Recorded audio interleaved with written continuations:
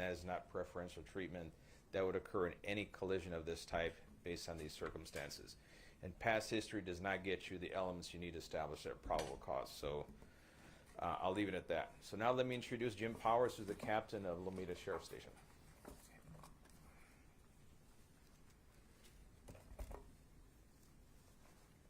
Thank you, Sheriff. Thank you for having me here. Good morning. I'm here to discuss some of the details of the traffic collision that occurred on Tuesday, February 23rd of this year at approximately 7:12 in the morning on Hawthorne Boulevard in the city of Rolling Hills Estates involving Mr. Tiger Woods. I'd like to first introduce the deputies that were involved in this investigation. The first responding deputy is Deputy Carlos Gonzalez, who is to my right. Also Deputy Justin Smith, who is involved in the investigation after the fact, and the lead investigator, Detective Johann Schlogel, and then Sergeant Michael Downing from Traffic Services Bureau was involved in the evaluation of the data recorder of the vehicle. So upon our arrival, when Mr. Woods was involved in the collision, we responded. The vehicle was off the roadway and on its side. Mr. Woods was still inside the vehicle, his seatbelt was still worn, and the airbags had deployed. Mr. Wood appeared injured based on his appearance, and to prevent further injury, we waited for the paramedics to arrive to remove him from the vehicle and transport him to the hospital. There should be a slide of an aerial view. The median is depicted on the slide where the first area of impact was. There's a sign on the median that was the second area of impact, which is depicted by red dots. And then the third area of impact was on the west curb on the opposite side of Hawthorne Boulevard. And then the fourth area of impact was a tree west of the curb off the roadway, approximately 71 feet. And the blue dot that's indicated there is where the point of rest where the vehicle was. The impact of the vehicle when it hit the tree caused the vehicle to go airborne and do a somewhat pirouette, landing on its side. The follow-up investigation after the fact, as the sheriff indicated, there was no evidence of any impairment. There was no odor of alcohol.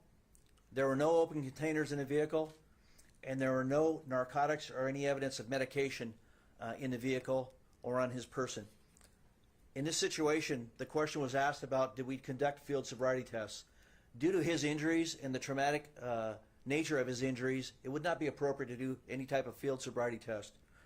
I will say that Tiger Woods and his management team have been in communication with us and have been throughout this entire event and have cooperated with any of our follow-up investigation questions and have responded to any of our questions and or concerns. The event data recorder was investigated, and on March 1st, we examined that data recorder after obtaining a search warrant that was signed by Judge Tony Cho of the Torrance Courthouse. There's an airbag control unit of the data recorder that showed information that we described as Event 1 and Event 2, and a combination of Event 1 and 2. Those events are areas of impact that was recorded by the recorder.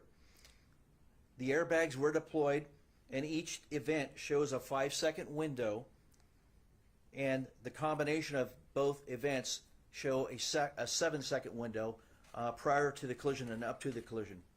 The event data recorder showed speeds ranged from 82.02 miles per hour to 86.99 miles per hour and back down to 68.35 miles per hour. A second reading of this event data recorder is the acceleration pedal percentage, which is the pressure applied to the accelerator pedal during the collision. This measurement was at 99% at the area of impact, at all the area of impacts of the collision. The data recorder also recorded braking. There was no evidence of braking throughout this collision. It is speculated and believed that Tiger Woods inadvertently hit the accelerator instead of the brake pedal, causing that 99% rating on the accelerator pedal. Steering was also recorded, and it ranged from a -10 to 55. And this is on a 360-degree circular model, so it indicates that steering was made from the left and to the right, and it's believed that This could be from trying to correct from the impacts and also the impacts itself throughout the collision. Again, the estimated speeds of impact were 84 to 87 miles per hour at the median. 84, and then at the impact of the west curb line, it's estimated the speed was about 75 miles per hour. And these are estimated speeds based on the recordings from the data recorder.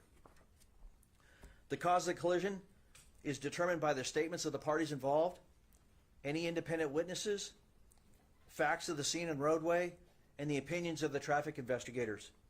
There were no independent witnesses of this collision, and the primary cause was driving at a speed unsafe for the road conditions and the inability to negotiate the curve of the roadway. No citation was issued, and there were no independent witnesses and no observations by a peace officer which would support the issuance of a citation.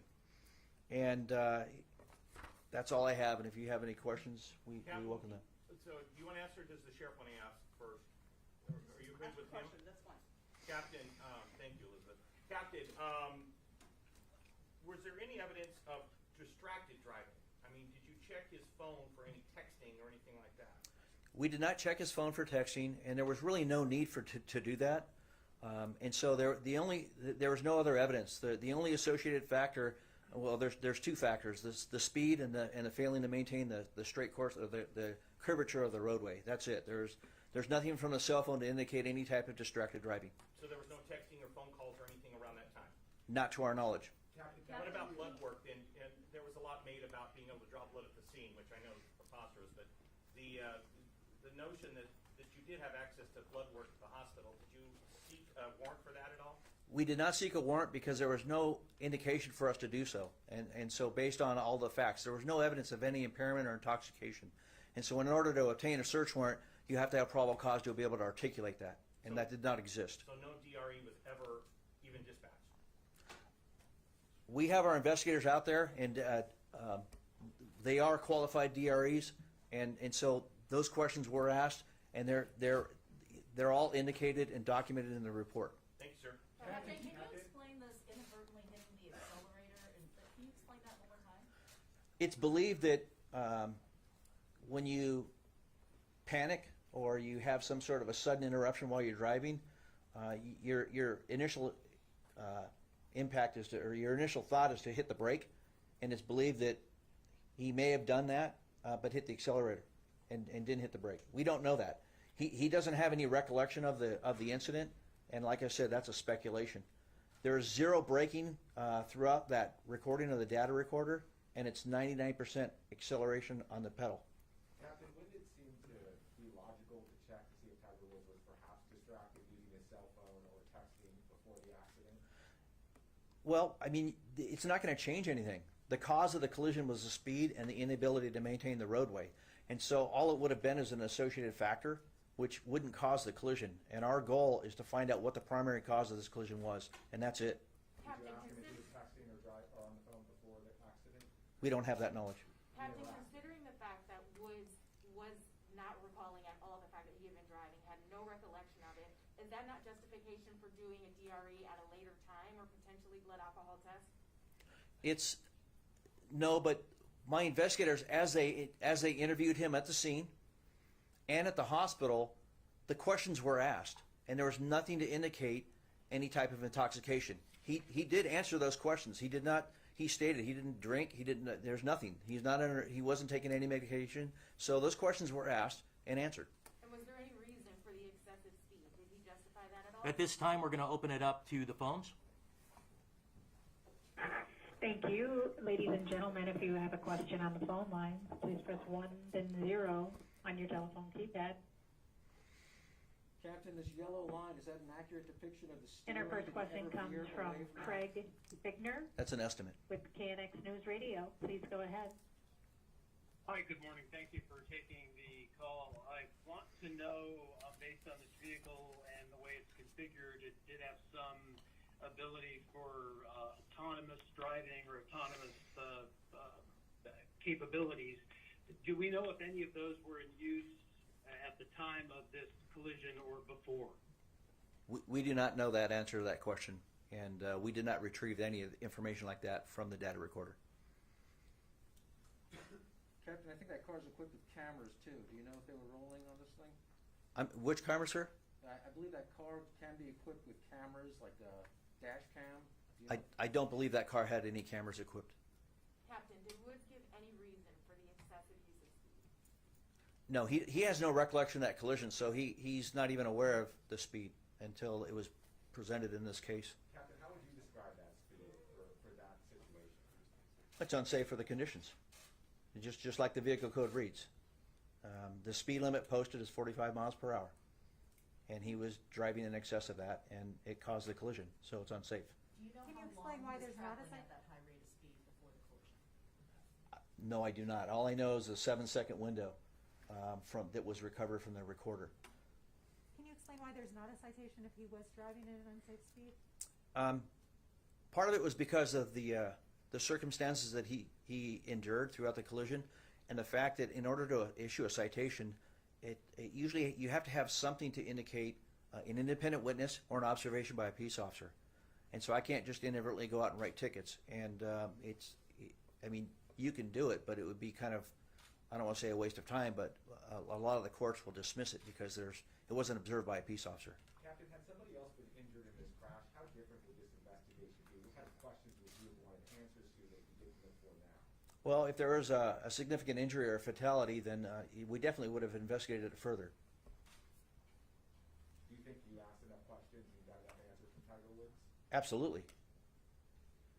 Captain, did he try and correct his steering at all, or was it basically straight off the road like this?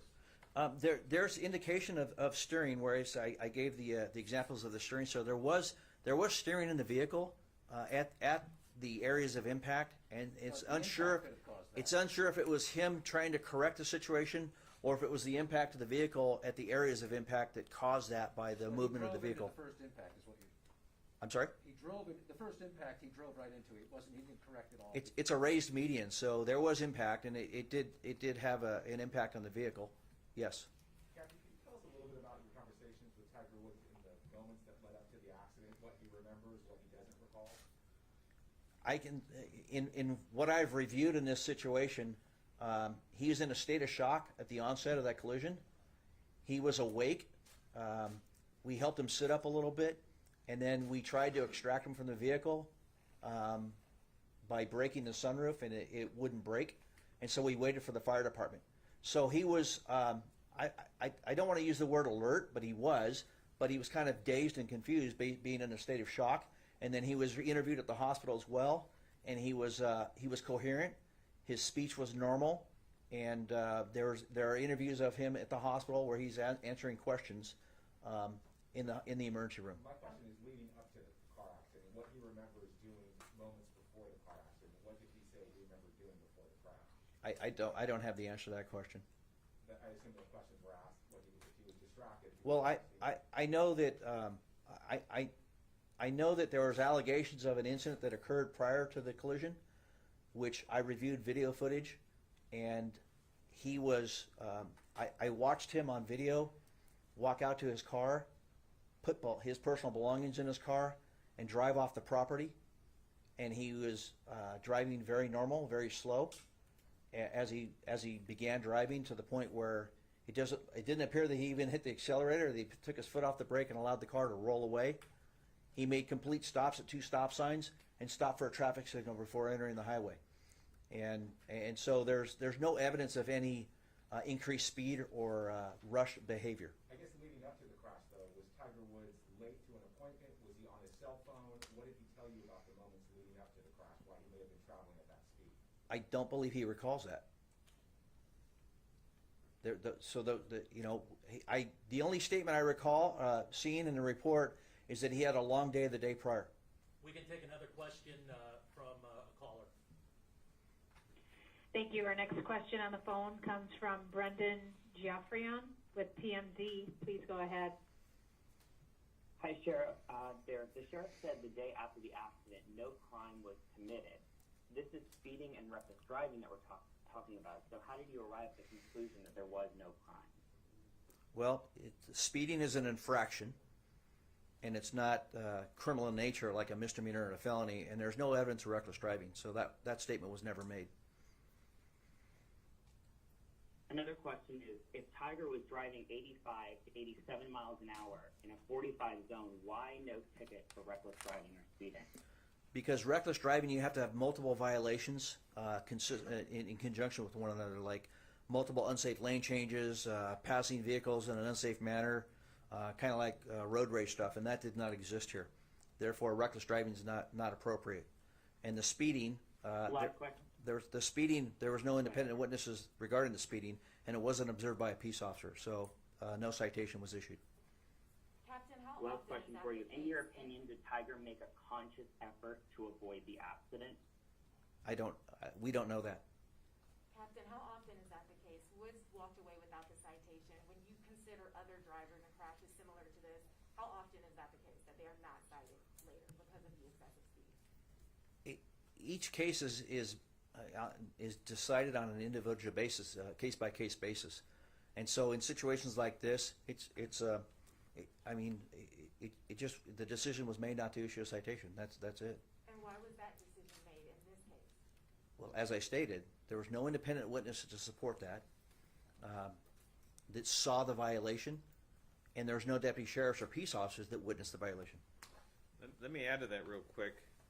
The decision not to issue a citation would be the exact same thing for anyone in this room who went through the same situation, a solo traffic collision. There's no witness, it's an infraction only, and we're not going to issue a citation on an infraction not committed in a peace officer's presence or independent witnesses, period. That would apply to everybody. So any inference that somehow is special is false. Despite the evidence that you have on the event data recorder? The event data recorder, that tells us physically what happened, but we need a human being to witness it. There was quite a bit of discussion after this accident about this particular stretch of roadway. Yes. Have there been adjustments made on the roadway? And how much of this accident do you blame on the roadway versus the driver? Well, this stretch of particular roadway, I believe we spoke a few weeks ago that it had, I think, was it 13 or 14? 14 traffic collisions. If you're going like a quarter mile prior to a quarter mile after that stretch of roadway in particular. So it is hazardous. It encourages it just by the design is straight away going downhill into a curve. People are approaching it with way too much speed for the conditions of the road. This has been brought to the attention to the supervisor, Janice Hahn, is in her district, and they are trying to address that with some ways of traffic control to slow down the speed. How much do you blame that particular roadway for this crash versus the driver? Well, it's the driver bears a responsibility regardless of the roadway, as long as the roadway is designed with the basics.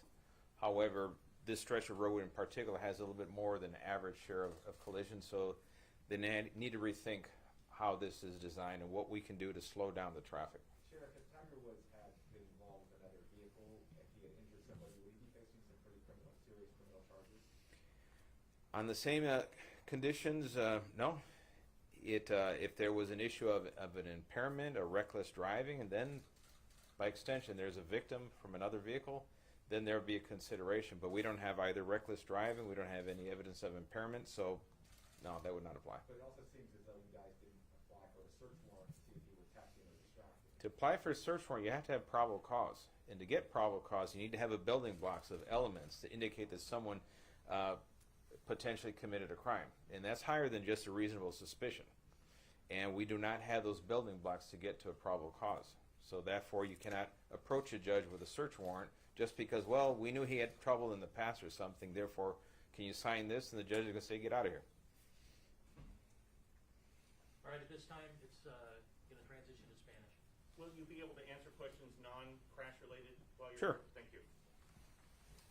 All right, para español, como hice una promesa cuando ocurrió ese incidente con el golfista Tiger Woods, que ese accidente ocurrió el 23 de febrero en la ciudad de Rolling Hills Estate, y gracias a Dios sobrevivió el accidente, que fue muy violento, y tenemos los resultados de esta investigación.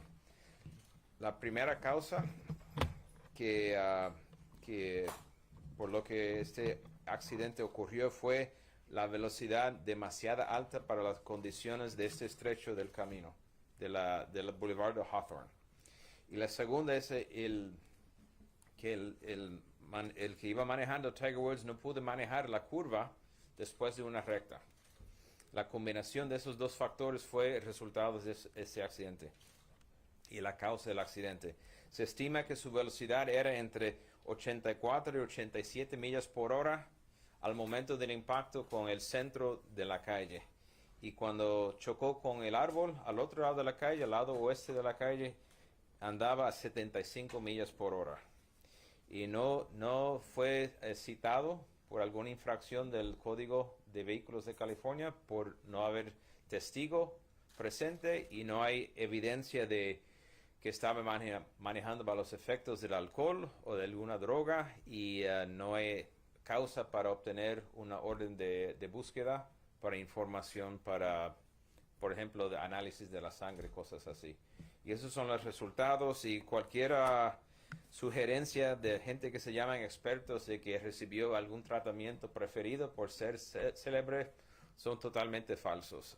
Nosotros hacemos miles de estos reportes cada año y el Código de Vehículos de California, la sección 2012 o 20012 dice que solamente los que son participantes de un accidente automovilístico son los que pueden recibir el reporte, nadie más. Y entonces fue por la cooperación de Tiger Woods y él dejó salir a la luz pública el accidente que podemos hablar de esta manera. ¿Alguna pregunta en español?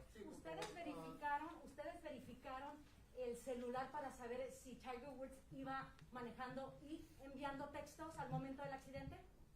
Para obtener los datos del teléfono celular se necesita también una orden de búsqueda. No tenemos los elementos para establecer esa razón para tener esa orden de búsqueda.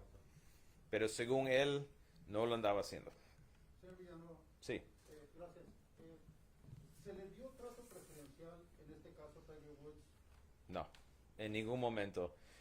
Nuestra primera preocupación es sus heridas eran muy serias de vida o muerte y queríamos rescatarlo, salvarle la vida y salvarle la pierna y los paramédicos, los bomberos lo llevaron inmediatamente a un salón de emergencia de la primera categoría. Ellos pasaron a varios hospitales y fueron al Hospital General, was it Harvard? Right? Harvard General?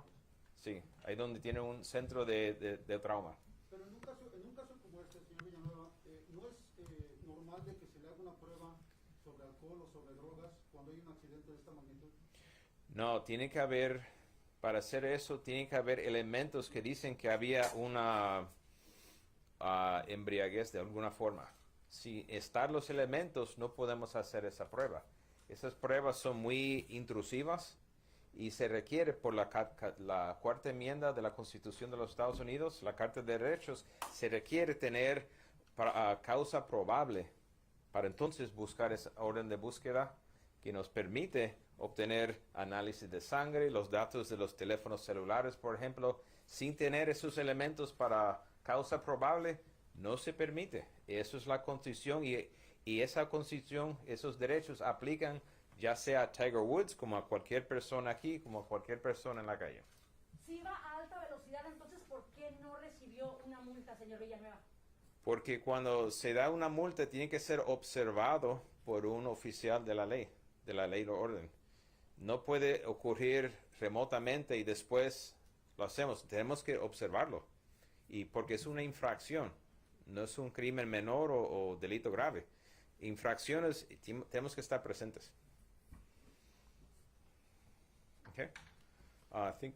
Yes, thank you, Sheriff. I was watching a town hall meeting the other day with Supervisor Holly Mitchell, in which she referred to the leaders of the DA's Association, Sheriff's Association, law enforcement in LA County as white supremacists. I just wanted to know if you had a comment on that.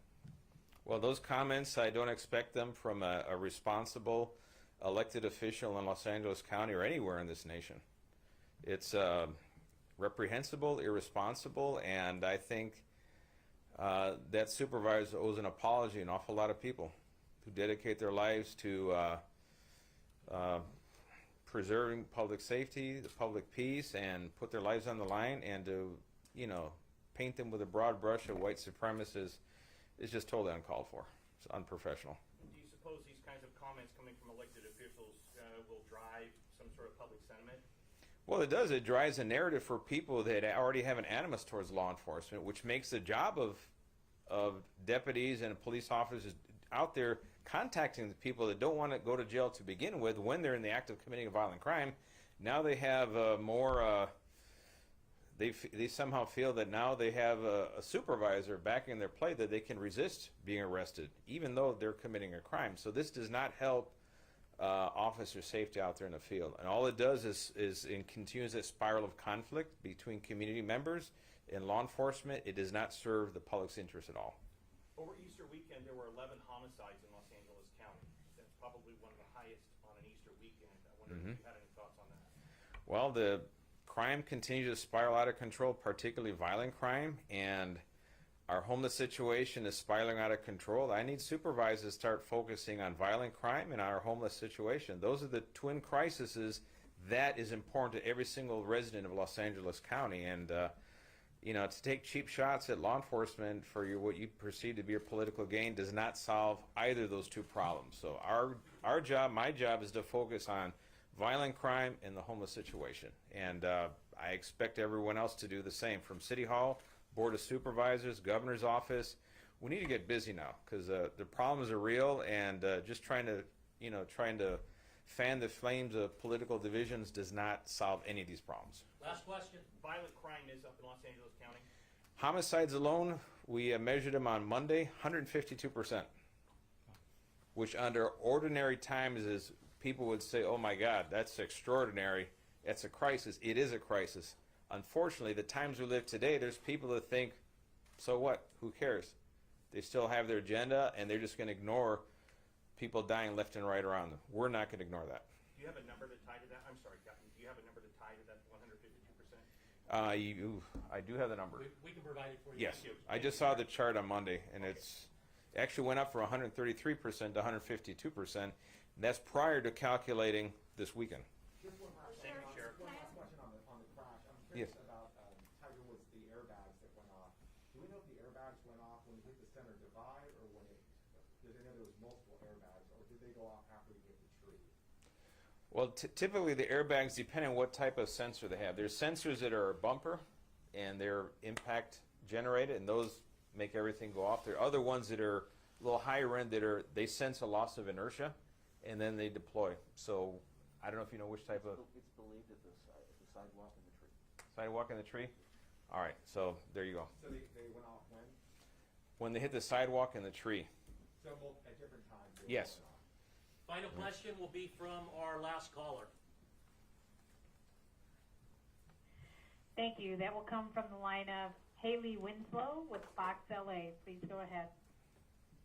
Hey, Sheriff, thank you so much. I'm just wondering about the body cam footage from the deputies who responded to Tiger's crash. Will that be released? Are we going to release that? I believe not. And I think at that point, all it's going to show is a badly injured person. They have their privacy issues. That we'll respect that. Right. Can you leave the graphics up? Thank you. Yes, we'll leave the graphics up. Thank you so much. Thank you, All right. Sheriff. All right, thank you. All right, thank you. That concludes the press conference. Have a great day.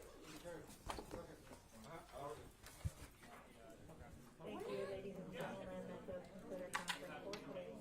Thank you